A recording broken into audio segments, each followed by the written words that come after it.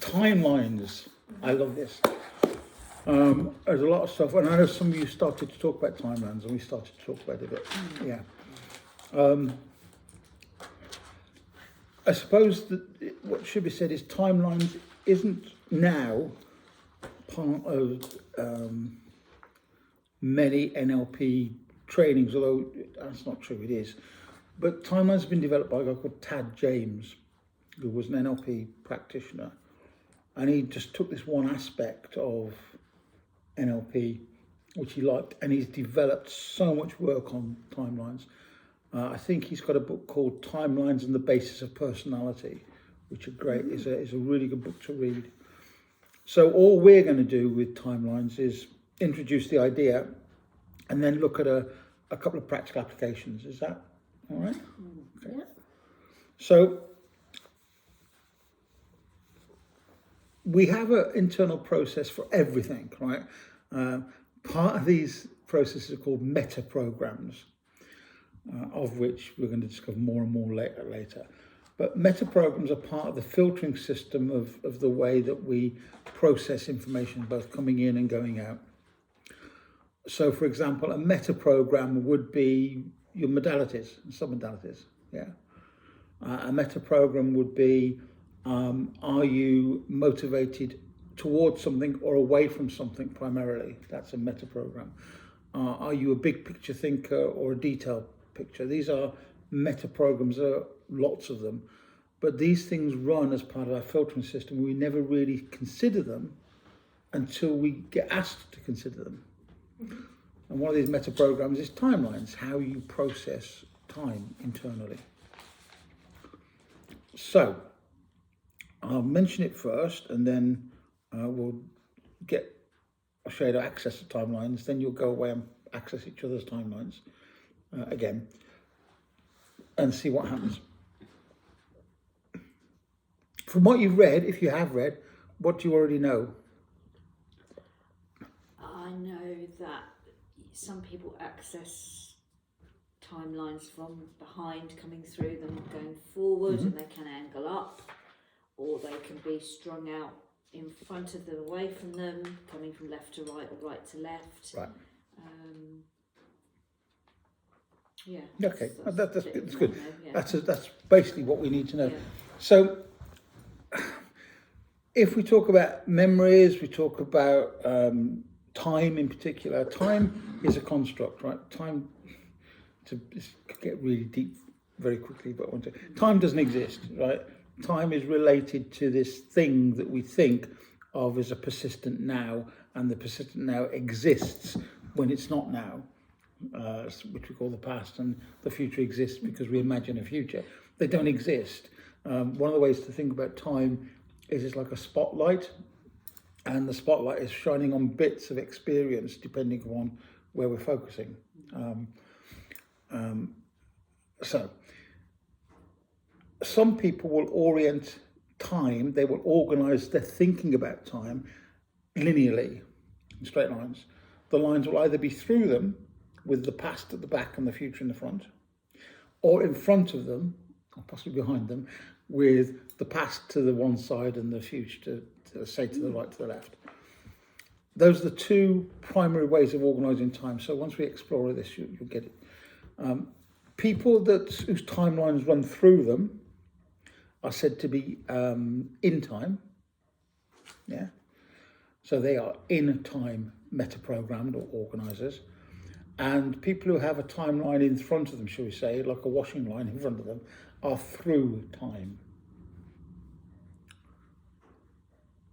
Now, I think it won't take too much of you to recognise that people who are through time are virtually always third person from their own timeline.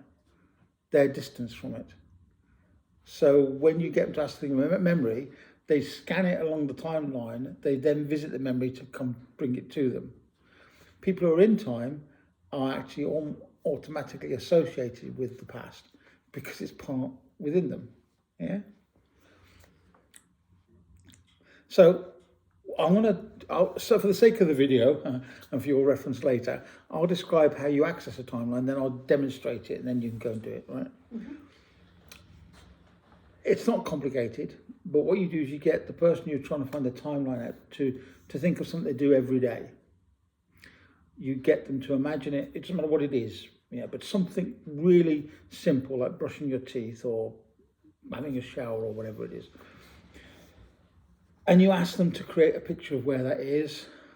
Generally a picture, because timelines work mostly through the visual bit, but sensation.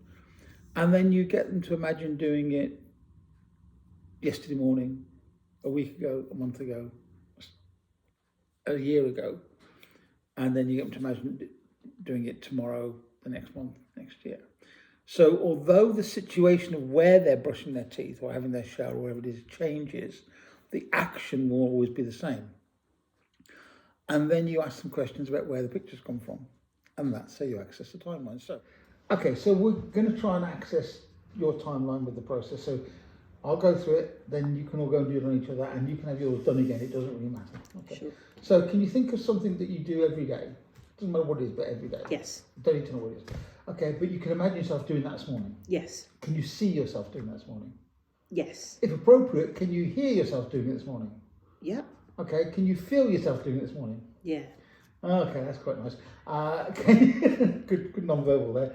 Can you imagine the sounds that would go with what you're doing? Yes. And can you think about any other sensation like taste or smell or Yeah, the way it feels. the way it feels? Yeah. Okay. And you do. And this is something you do every day. Yes. Okay. And it doesn't get boring. No. Okay. So can you imagine where's the picture of you doing this today in your head?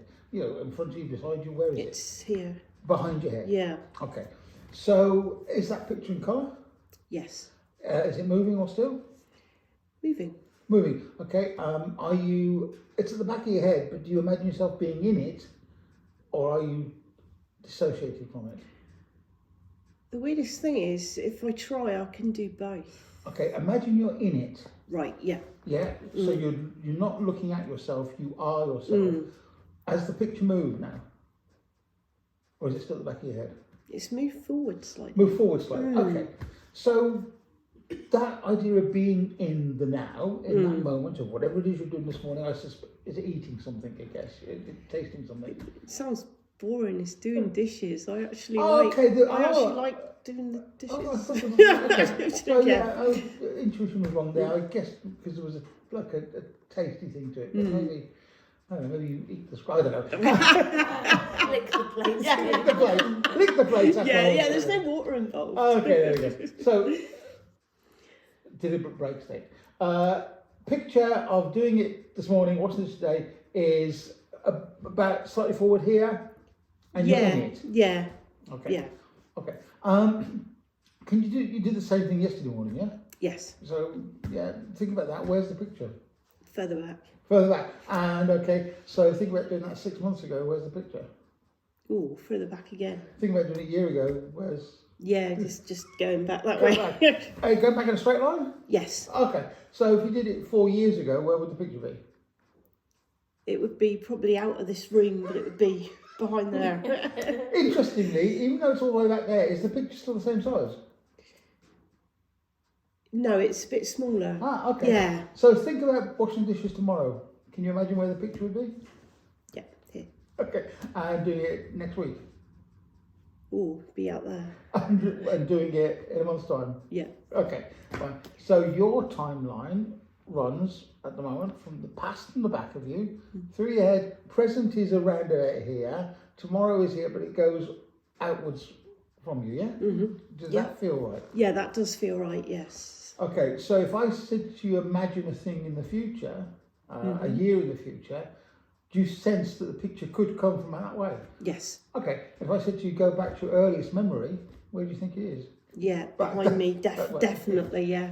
Okay, so does that mean that when you have a memory, you sense that you might be pulling it forward from that along that timeline, sliding it along the line, or do you pull it, or does it just appear? Just appears. Yeah. Okay, Just appears. so they're not like, I'm using an analogy, not like having memories hung on a washing line with pegs. It's like when you have that memory of the past, it just appears there. Yeah. And where does it appear?